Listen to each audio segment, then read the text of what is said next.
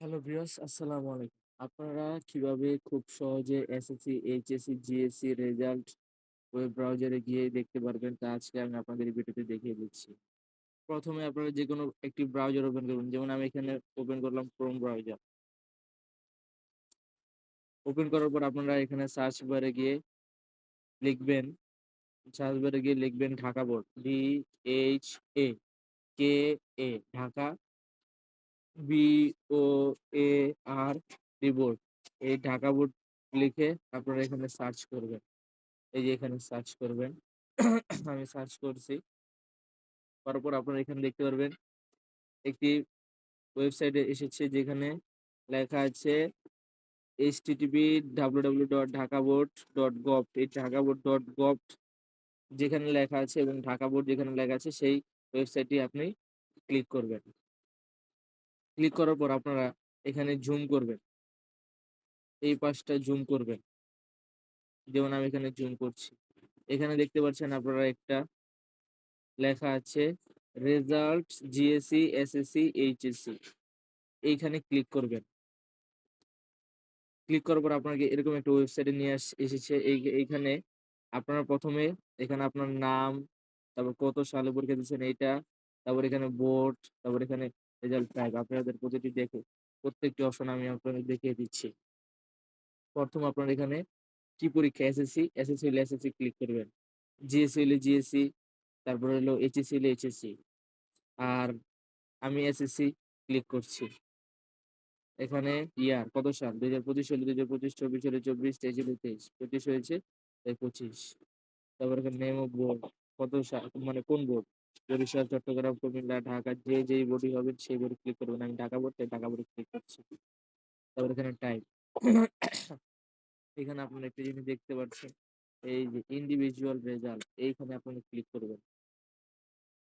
Click করার পর তারপর এখানে আপনাদের রোল নাম্বার দিবেন। তারপর এখানে রেজিস্ট্রেশন নাম্বার দিবেন। রোল নাম্বার আমি দিচ্ছি। এখানে রেজিস্ট্রেশন নাম্বার দিবেন।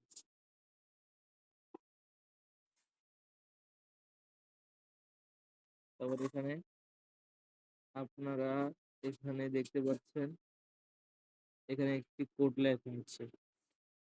এই যে এখানে একটি কোড। এই কোডটি আপনারা এখানে বসিয়ে দিবেন। এখানে বসিয়ে দিবেন। কোডটি যদি না বুঝতে পারেন তাহলে এখানে ক্লিক করবেন। তাহলে আবার একটি নতুন কোড দিবে।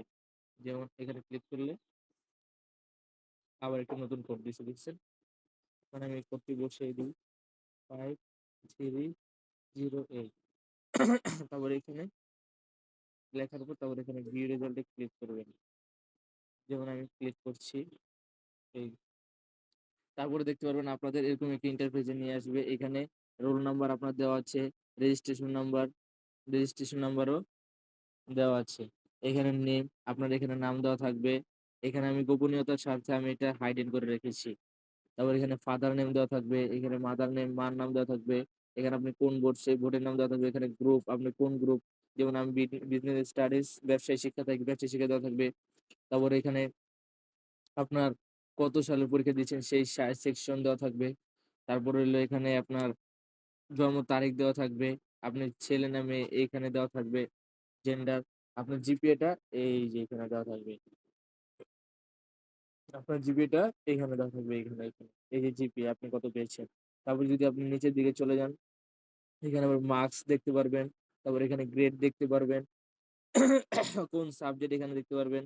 তারপর কোন সাবজেক্টের কোড এখানে দেখতে পারবেন। আমি নিচে যাচ্ছি, আপনাদের দেখিয়ে দিচ্ছি। আপনারা এখান থেকে নিচে যাবেন। দেখতে পাচ্ছেন আমি নিচে গিয়েছি। নিচে গিয়ে যাওয়ার পর দেখতে পাচ্ছি এখানে সকল মার্কস কত নাম্বার পেয়েছি, বাংলায় আমি কত নাম্বার পেয়েছি, ইংলিশে আমি কত নাম্বার পেয়েছি, ম্যাথে আমি কত নাম্বার পেয়েছি, সায়েন্সে আমি কত নাম্বার পেয়েছি এখানে দেখতে পারবেন। আর গ্রেড, গ্রেড দেখাচ্ছে এখানে। কোন সাবজেক্টে কি পেয়েছি এখানে গ্রেড দেখাচ্ছে। আর নিচে আরো আপনি যদি আরো নিচে যান তাহলে অপশনাল সাবজেক্ট গুলো দেখতে পারবেন। যেমন আমি এখানে নিচে যাচ্ছি। এই যে অপশনাল সাবজেক্ট গুলো এখানে দেখাচ্ছে। অপশনাল সাবজেক্ট যেমন ফিজিক্স আমি কত পেয়েছি ৯৮। তারপরে হলো মার্কস এত, এই যে গ্রেড এত। এভাবে যদি আপনারা চেক করেন তাহলে আপনারা আপনাদের রেজাল্ট খুব সহজেই অতি তাড়াতাড়ি দেখতে পারবেন। আশা করি আপনারা বুঝতে পেরেছেন। তাহলে এখানেই আমি শেষ করছি। আল্লাহ হাফেজ।